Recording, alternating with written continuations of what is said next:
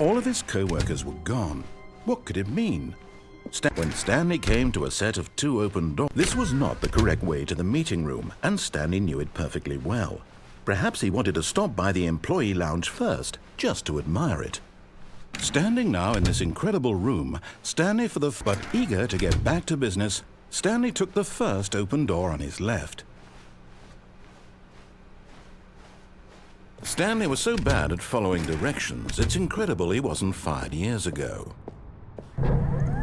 Look, Stanley, I think perhaps we've gotten off on the wrong foot here. I'm not your enemy, really, I'm not.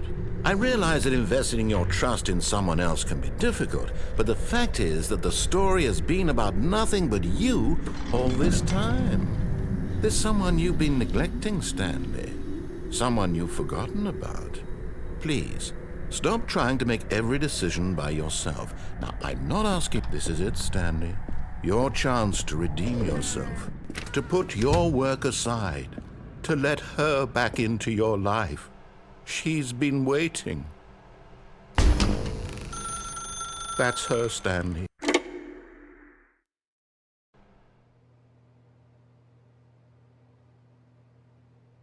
Oh, Stanley, is that you?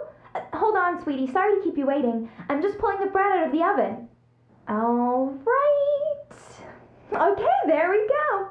All right, now, I want you to come in and tell me all about your day. Gotcha!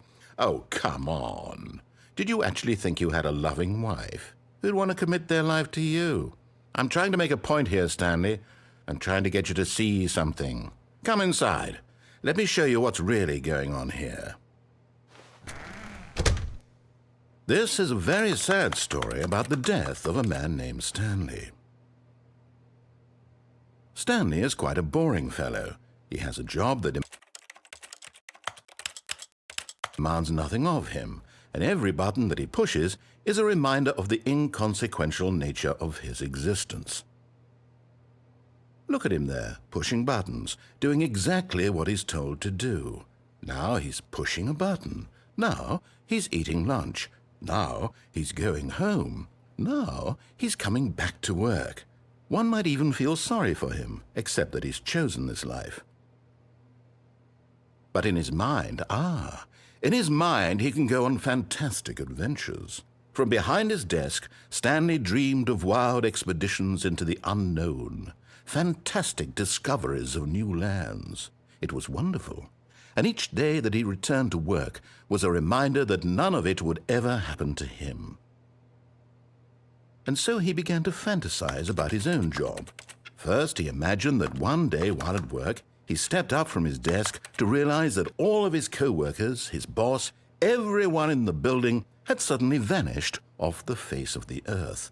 The thought excited him terribly. So he went further. He imagined that he came to 2 open doors and that he could go through either. At last, choice.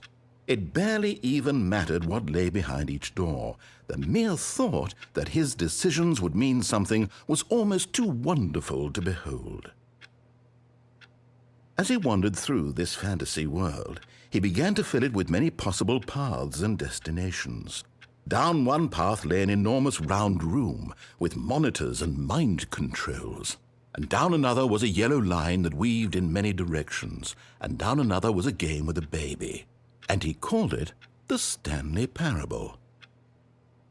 It was such a wonderful fantasy, and so in his head he relived it again, and then again, and again, over and over, wishing beyond hope that it would never end, that he might always feel this free.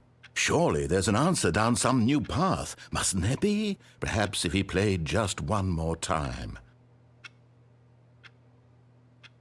But there is no answer. How could there possibly be? In reality, all he's doing is pushing the same buttons he always has. Nothing has changed.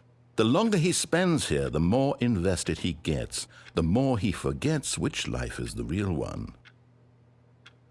And I'm trying to tell him this, that in this world he can never be anything but an observer, that as long as he remains here, he's slowly killing himself.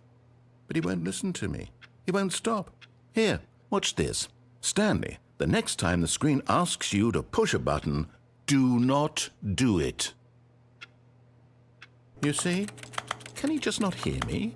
How can I tell him in a way that he'll understand that every second he remains here, he's electing to kill himself? How can I get him to see what I see? How can I make him look at himself? I suppose I can't, not in the way I want him to. But I don't make the rules. I simply play to my intended purpose, the same as Stanley. We're not so different, I suppose. I'll try once more to convey all this to him. I'm compelled to. I must. Perhaps, well, maybe this time he'll see. Maybe this time. And I tried again, and Stanley pushed a button. And I tried again, and Stanley pushed a button. And I tried.